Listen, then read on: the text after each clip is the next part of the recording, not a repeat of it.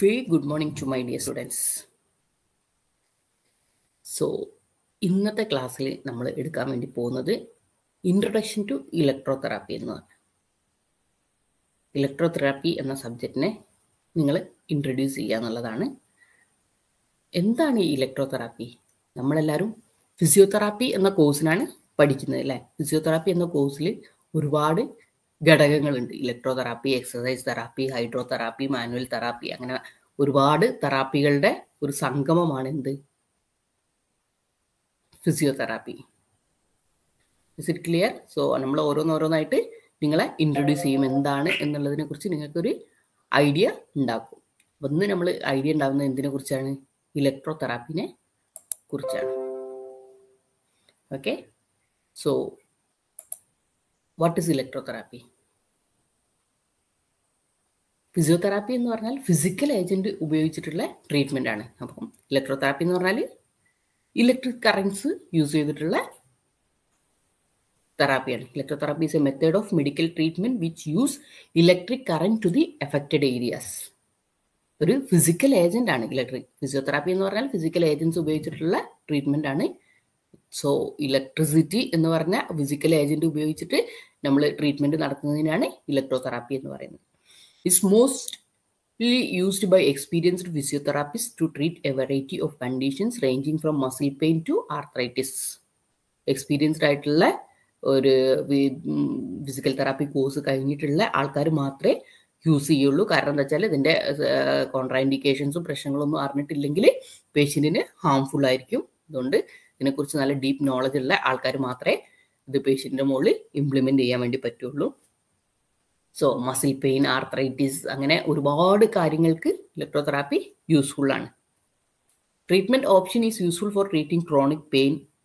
Chronic എന്ന് പറഞ്ഞാൽ എന്താണ്? ക്രോണിക്കും അക്യൂട്ടും രണ്ട് ടേംസ് ആണ്. അക്യൂട്ട് എന്ന് പറഞ്ഞു കഴിഞ്ഞിട്ടാണെങ്കിൽ ഒരു സംഭവം ഉണ്ടായി കുറച്ച് ദിവസം, അതായത് പെട്ടെന്ന് ഉണ്ടായ ഒരു സംഭവം. ക്രോണിക് എന്ന് പറഞ്ഞാൽ ഒരുപാട് നാളായിട്ടുള്ള സംഭവം. ഓക്കെ, അപ്പോൾ ക്രോണിക് പെയിൻ എന്ന് പറഞ്ഞു കഴിഞ്ഞിട്ടാണെങ്കിൽ നമ്മൾ കൂടെ ഒരുപാട് നാളായിട്ട് ഒരു 3-4 മാസമായിട്ടുള്ള പെയിനൊക്കെ ആണെങ്കിൽ, ഒരു ദിവസം 2 ദിവസം 3 ദിവസമൊക്കെ ആയിട്ടുള്ളതാണെങ്കിൽ അതിനെ അക്യൂട്ട് പെയിൻ എന്നാണ് പറയാം. Then muscle wasting. മസിൽ ചില സമയത്ത് നിങ്ങൾ കാണാൻ ഉപയോഗിക്കാതിരുന്ന് കഴിഞ്ഞിട്ടാണെങ്കിൽ, അല്ലെങ്കിൽ ഒരു കൈയിൻ്റെ മസിൽ നോർമൽ, മറ്റേത് മെലിഞ്ഞിട്ടും ഇങ്ങനെ കാണും. അതാണ് മസിൽ വേസ്റ്റിംഗ് എന്ന് പറയുന്നത്.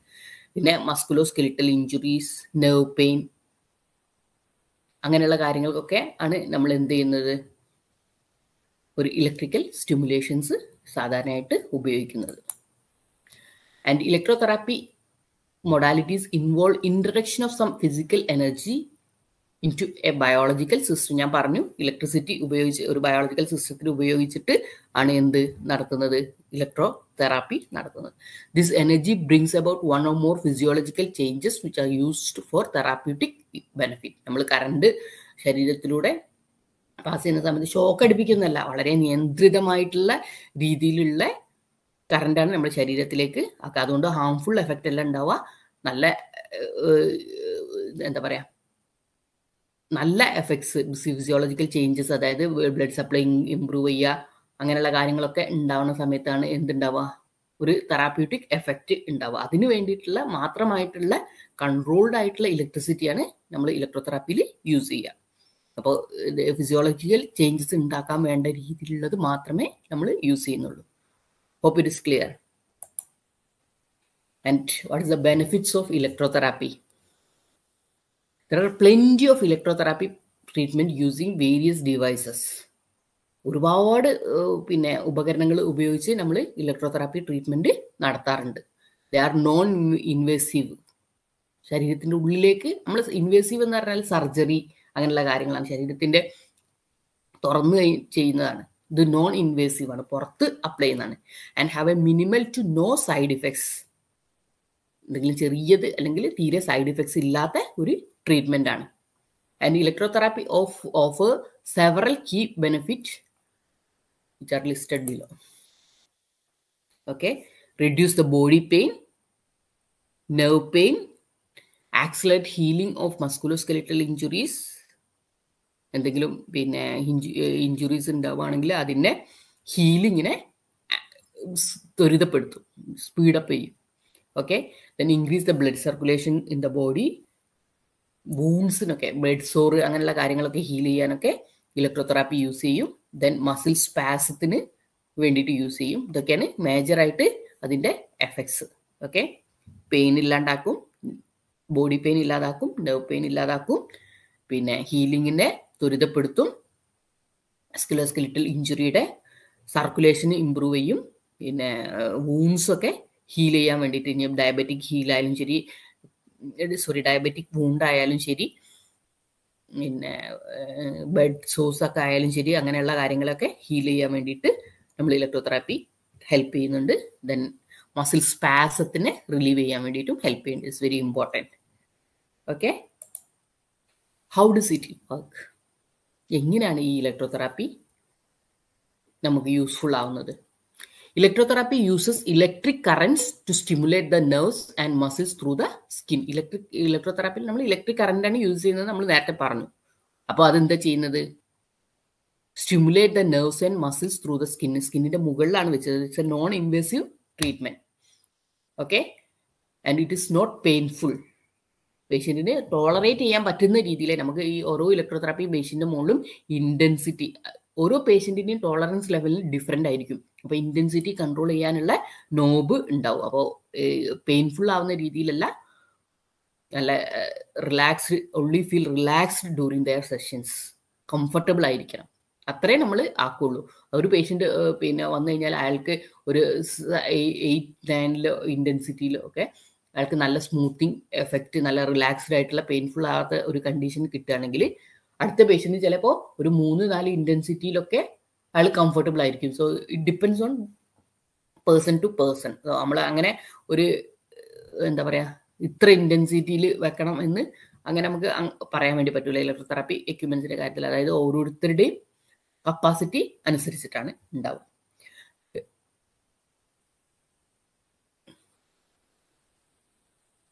ഓക്കെ, ഈ ഇലക്ട്രോതെറാപ്പി നമ്മൾ കറണ്ട് ബോഡിയിലേക്ക് പാസ് ചെയ്യുന്ന സമയത്ത് it sense electrical impulses that block the pain signals. ആ പെയിൻ സിഗ്നൽസിനെ ബ്ലോക്ക് ചെയ്തിട്ട് പെയിൻ റെഡ്യൂസ് ചെയ്യും. അപ്പോൾ ബ്ലഡ് സപ്ലൈ ഇമ്പ്രൂവ് ചെയ്യുന്ന സമയത്ത് എന്താ സംഭവിക്കുക? അവിടെയുള്ള പെയിൻ ഉണ്ടാക്കുന്ന സബ്സ്റ്റൻസിനെയൊക്കെ എന്ത് ചെയ്യും? അത് മൂവ് ചെയ്തിട്ട് ഫ്രഷ് ബ്ലഡിനെ കൊണ്ടുവരും. അതേപോലെ തന്നെ വേറെ ഒരു പെയിൻ കൺട്രോൾ തിയറിയാണ് പെയിൻ ഗേറ്റ് തിയറി. അതായത് ആ പെയിൻ അങ്ങോട്ട് പോകുന്ന വഴിനെ ബ്ലോക്ക് ചെയ്യുക എന്നുള്ളതാണ് അതുകൊണ്ട് ഉദ്ദേശിക്കുന്നത്. അത് ഡീറ്റെയിൽ ആയിട്ട് നിങ്ങൾ അറിയേണ്ടതില്ല, അതുകൊണ്ടാണ് പറയാത്തത്. ഓക്കെ, അങ്ങനെ ഒരു സിസ്റ്റം ഉണ്ട്. പെയിൻ റിലീവ് ചെയ്യുന്നതിന് ഒരുപാട് സിസ്റ്റംസ് ഉണ്ട്. പെയിൻ ബ്ലോക്ക് തിയറി, പിന്നെ പെയിൻ സബ്സ്റ്റൻസ് റിമൂവൽ, അങ്ങനെയൊക്കെ പറഞ്ഞിട്ട്. ഓക്കെ, അതൊക്കെയാണ് ഇതിൽ വർക്ക് ചെയ്യുന്നത്. Okay, just for your knowledge. And electrotherapy also helps in releasing endorphins. Endorphin എന്ന് പറഞ്ഞാൽ ഒരു ഹോർമോൺ ആണ് that decreases the pain and discomfort. നമ്മൾ നേരത്തെ പറഞ്ഞ അതേപോലെയുള്ള വേറെ ഒരു വിഷയമാണിത്. It creates a healing effect on the body by improving blood circulation. Blood circulation improve ചെയ്യുന്ന സമയത്ത് എന്താ സംഭവിക്കുക?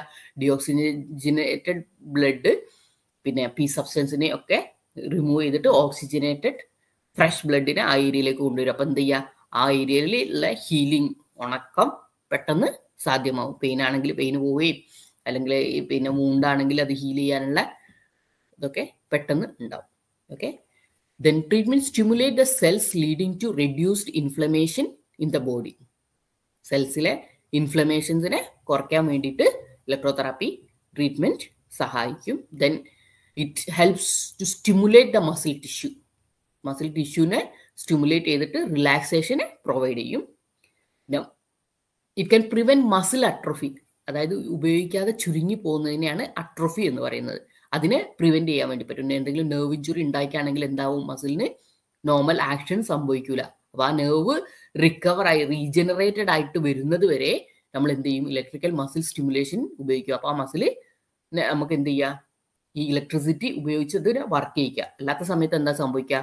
ആ നെർവ് റിക്കവർ ആയിട്ട് വരുമ്പോഴേക്കും മസിലിന് അട്രോഫി സംഭവിക്കും. മസിൽ മെലിഞ്ഞ് ഉണങ്ങി ചുക്കി ചുരുണ്ടു പോകും അവസ്ഥ ഉണ്ടാവും. അപ്പൊ പിന്നെ നമുക്ക് നോർമൽ ഫങ്ഷൻ ഒന്നും എടുക്കാൻ വളരെ പ്രയാസമായിരിക്കും, റിക്കവർ ചെയ്തെടുക്കാൻ. അതേസമയം നമ്മൾ ഒരു ഇലക്ട്രിക്കൽ സ്റ്റിമുലേഷൻസ് യൂസ് ചെയ്ത് കഴിഞ്ഞിട്ടാണെങ്കിൽ അതിൻ്റെ അട്രോഫീനെ നമുക്ക് പ്രിവെൻറ്റ് ചെയ്യാൻ വേണ്ടി പറ്റും. ഇതൊക്കെയാണ് ഇതിൻ്റെ uses. Okay, effects increases joint range of motion, muscle group contraction, retards muscle atrophy, increases muscle strength, increases circulation and decrease muscle spasm. നമ്മൾ ഇത്ര വരെ പറഞ്ഞ കാര്യങ്ങൾ ഒന്ന് സമ്മറൈസ് ചെയ്യാണ്. Okay, then releases polypeptide, decreases spasticity, promotes wound healing, induces osteogenesis, tissue regeneration. Osteogenesis എന്ന് പറഞ്ഞു കഴിഞ്ഞാൽ എന്താണ്? ടിഷ്യൂ റീജനറേഷൻ ആണ്, bone remodelling, bone regeneration, bone ഹീലിങ്ങിനെ. ഫ്രാക്ചർ വന്നു കഴിഞ്ഞാൽ അത് ഹീൽ ചെയ്യുന്നതിനെ ഹെൽപ്പ് ചെയ്യുന്നുണ്ട്. And it inhibit pain fibres, stimulate large myelinated type NO fibres, gate control theory. Okay, and inhibit pain fibres എന്ന് മനസ്സിലാക്കിയാൽ മതി. Okay, drives medicated ions across the skin. Iontophoresis എന്ന് പറയുന്ന ഒരു സംഭവം ഉണ്ട്. അത് അപ്പോൾ നമ്മൾ ആ ചെയ്യേണ്ട കാര്യം എന്താ വെച്ചാൽ ആ മെഡിസിന് പുറത്ത് വെക്കും. എന്നിട്ട് എന്ത് ചെയ്യും? ഇലക്ട്രിസിറ്റി അപ്ലൈ ചെയ്യുന്ന സമയത്ത് എന്ത് ചെയ്യും? അതിലുള്ള ആ മരുന്നിലുള്ള മെഡിസിൻസ് സ്കിന്നിലൂടെ അബ്സോർബ് ചെയ്ത് പോകും. നമ്മൾ മെഡിസിൻ പല രീതിയിലല്ലേ ഇൻട്രൊഡ്യൂസ് ചെയ്യുന്നത്. അതിലുള്ള ഒരു മെത്തേഡ് നമ്മളെ ഫിസിയോതെറാപ്പി വഴിയാണ്. പെയിൻ റിലീവ് ചെയ്യാൻ വേണ്ടിയിട്ടുള്ള ഒരു മെത്തേഡാണ് അയോണ്ടോഫോറസിസ്. സ്കിന്നിലൂടെ മെഡിസിൻസിനെ എന്ത് ചെയ്യുക? അകത്തേക്ക് കടത്തിവിടുന്ന രീതിയാണ്. നമ്മൾ ഓറൽ റൂട്ട്, വായയിലൂടെ കഴിക്കുന്നുണ്ട്, ചവച്ചരച്ച് കഴിക്കുന്നുണ്ട്, ഭക്ഷണത്തിന് മുൻപേ കഴിക്കുന്നുണ്ട്, പിന്നെ കഴിക്കുന്നതുണ്ട് അല്ലേ.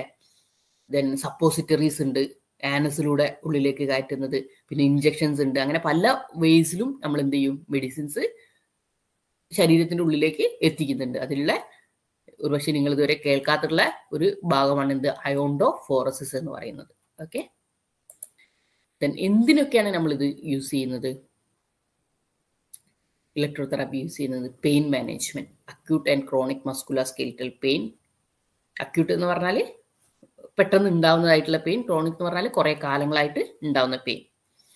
ആൻഡ് ക്രോണിക് ന്യൂറോജനിക് പെയിൻ, എന്തെങ്കിലും നെർവ് സംബന്ധമായിട്ടുള്ള അല്ലെങ്കിൽ ബോഡിയിൽ മൊത്തമായിട്ടുള്ള വേദനകൾ, പിന്നെ ജോയിന്റിൽ എന്തെങ്കിലും നീർക്കെട്ട്, പിന്നെ ഡിസ്യൂസ് അട്രോഫി, എന്തെങ്കിലും നെർവ് ഇഞ്ചുറീസ് ഒക്കെ വന്നു കഴിഞ്ഞിട്ടാണെങ്കിൽ, പിന്നെ സ്കിന്നിൽ ഉണ്ടാവുന്ന അൾസർ, വൂണ്ട്, അതിനൊക്കെ ഹീലിംഗ് ത്വരിതപ്പെടുത്തുന്നതിന് വേണ്ടി, പിന്നെ സർക്കുലേറ്ററി ഡിസോർഡേഴ്സ്, വീനസ് ഇൻസഫിഷ്യൻസി, ഇത് നമ്മളെ വീനസ് ബ്ലഡ് റിട്ടേൺ ചെയ്തു പോകുന്ന അതോടൊപ്പം ഡയബറ്റിക് കാരണങ്ങളാലൊക്കെ എന്തെങ്കിലും പ്രശ്നങ്ങളൊക്കെ ഉണ്ടാവുകയാണെങ്കിൽ ആനോഡൈൻ തെറാപ്പി, അങ്ങനെ പറഞ്ഞിട്ടുള്ള ഇലക്ട്രോതെറാപ്പിയുടെ ഒരു വെറൈറ്റീസ് യൂസ് ചെയ്യും.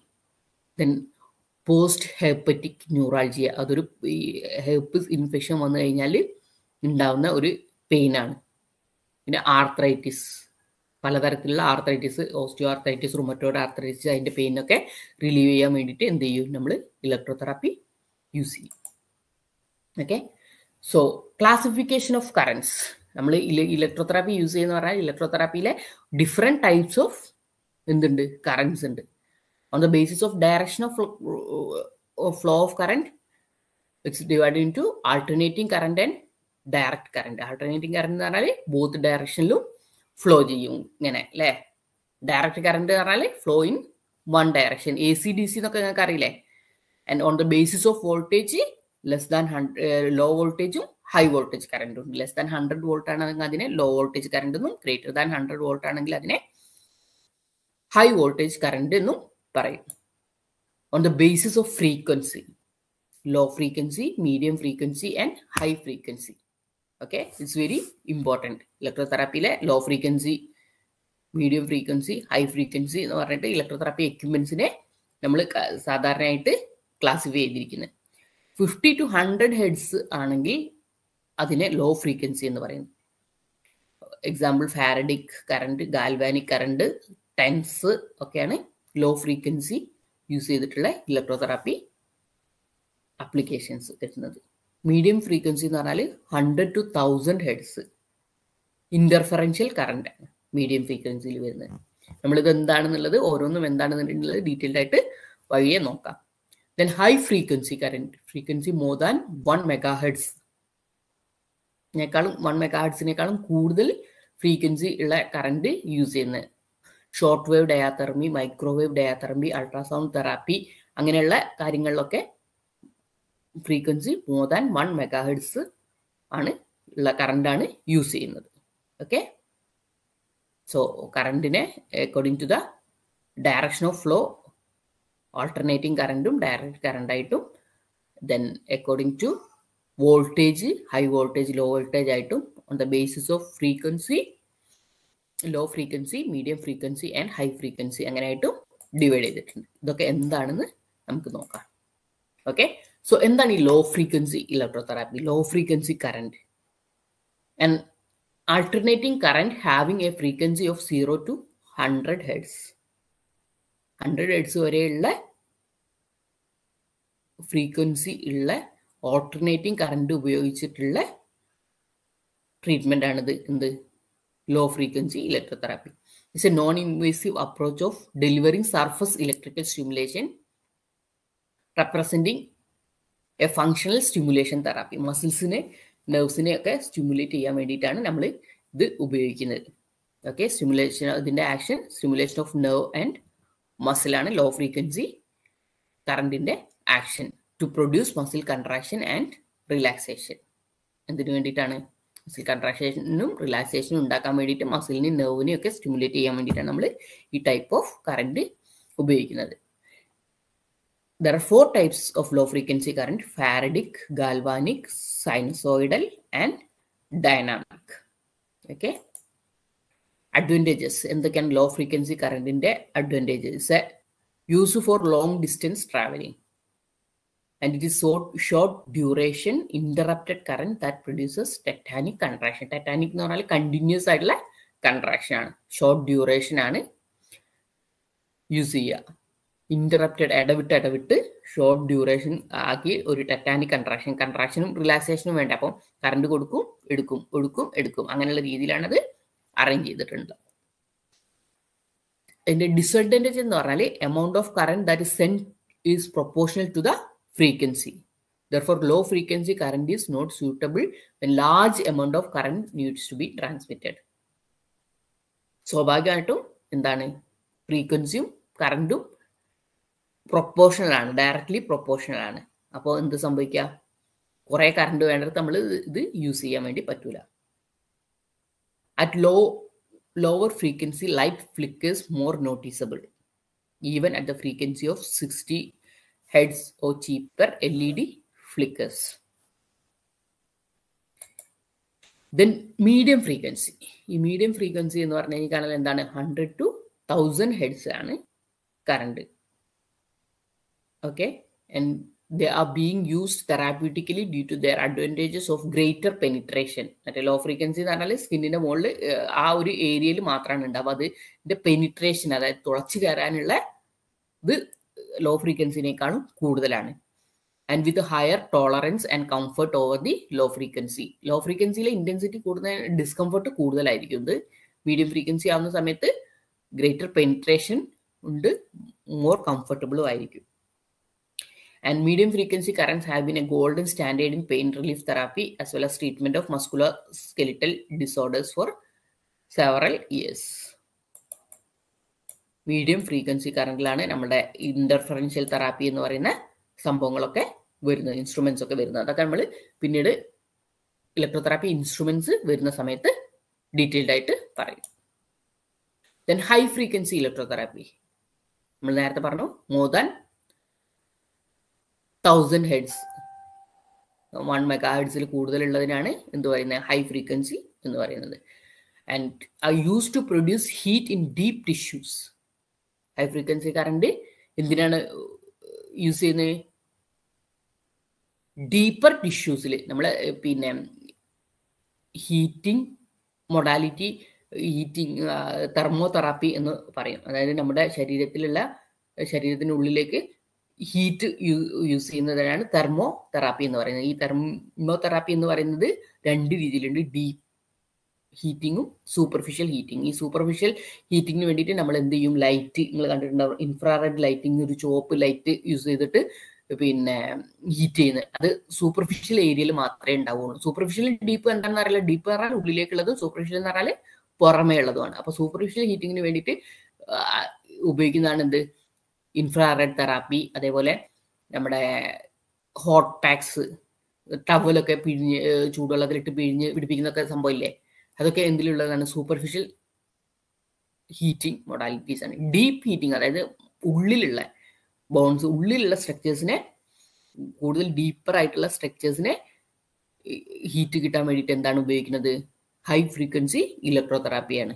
Four example short wave diathermy, microwave diathermy, ultrasound therapy, അങ്ങനെ ഡീപ്പ് സ്ട്രക്ചേഴ്സിനെ, ടെൻഡൻസ്, ലിഗമെന്റ്സ്, അതിനെയൊക്കെ ഉള്ളിലുള്ള സംഭവങ്ങളെ ആക്സസ് ചെയ്യാൻ വേണ്ടിയിട്ടാണ് നമ്മൾ ഹൈ ഫ്രീക്വൻസി കറണ്ട് ഉപയോഗിക്കുന്നത്.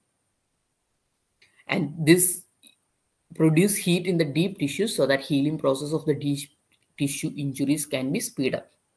Used in internal injuries such as closed fracture, and this treatment can be applied directly or indirectly to the skin and can be used to heal, stimulate and sanitize the skin. Okay, so medium frequency, low frequency, high frequency എന്താണെന്നുള്ളതിനെ കുറിച്ച് നിങ്ങൾക്ക് ഒരു idea ആയിട്ടുണ്ടാവും എന്ന് വിചാരിക്കുന്നു. So next ക്ലാസ്സുകളിൽ നമ്മൾ ഓരോ electrotherapy എക്യുപ്മെന്റ്സിനെ കുറിച്ചും ഒരു ബ്രീഫ് ഐഡിയ തരുന്നതായിരിക്കും. Okay, so thank you.